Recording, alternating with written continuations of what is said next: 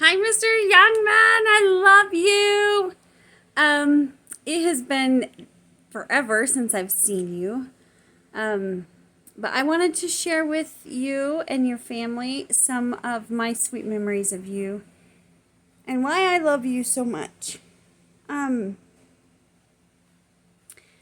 so I met you when I was first going into Dex, and I was getting ready to, well, used to be called Dex, now it's Collegiate Deco, but Dex. And I was getting ready to run for national office. And I remember after I did, I was down, you invited me to Salt Lake Community, and we had lunch there one day. And as we were going through the line, you recommended the meatball sandwich with the grilled peppers on it. And it was so fantastic. I still cannot eat a meatball sandwich without thinking about you. And I remember the awesome time when you invited me to go to Park City with your group. And that meant a lot to me. I was really nervous and terrified, but you always showed such great confidence in people. There was something about you that just brought peace and confidence, that I thought, okay, if Curtis has faith in me, I can do this. So I deeply appreciate that. You had an absolutely profound effect on my term as a national officer. I could not have done it if I didn't know that I had you as a cheerleader in my corner. When we flew to Florida, I do believe it was Florida. Was it Virginia? I think it was Florida. I don't remember actually where we were, but I remember it was this big, beautiful resort. I mean, more lavish than anything I'd ever seen. And I often felt really out of place with Dex, and especially when we were, as a national officer team, the other national officers seemed to have their ducks in a row. They came from affluent families, and that wasn't me. That wasn't my story, and I often didn't fit. And I remember, sorry, I remember walking into this enormous boardroom with the longest, like most elegant table I'd seen, and all of these leather chairs around it, and their little notebooks with their pens all facing the right direction, full of all of these people that were what I considered, important people. And please stop, son. See, there's my son. Okay, you've done your photobomb, now stop. And I was so afraid of feeling like the stupid one, and feeling so homesick and so lonely, but having to put on that smile and represent well. And then as I panned the faces, I saw your face.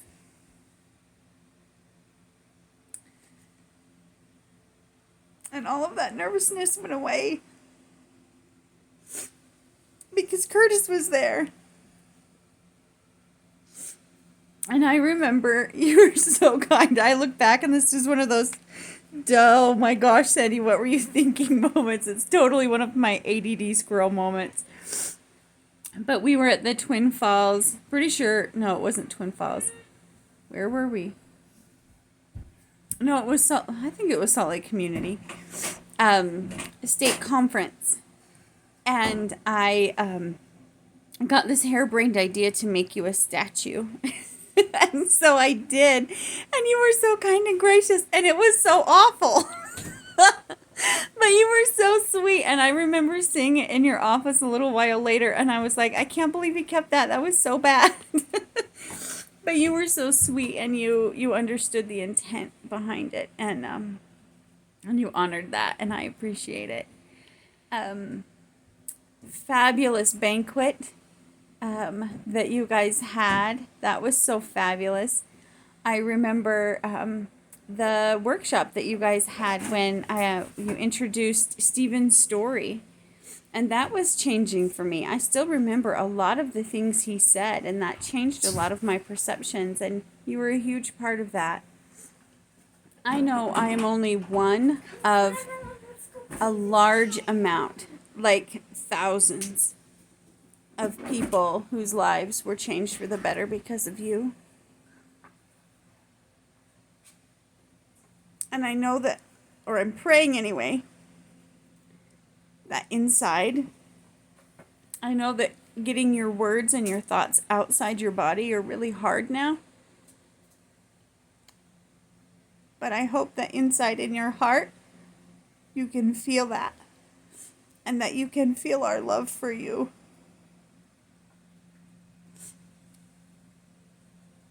And I know that Heavenly Father is looking at you and the life that you've lived.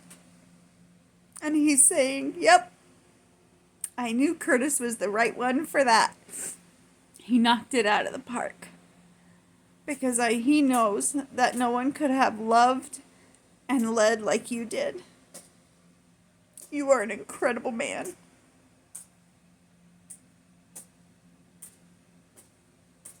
Sorry.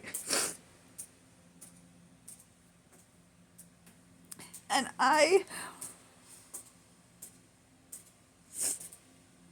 deeply look forward to the day I get to see you in heaven again. And that bright smile that like lights up a whole building, not even just a room, a whole building. And hear you chuckle and say, Sandy, you're here. And have you put your like big old honking arm mitts around me and give me a big hug. That is something I look forward to.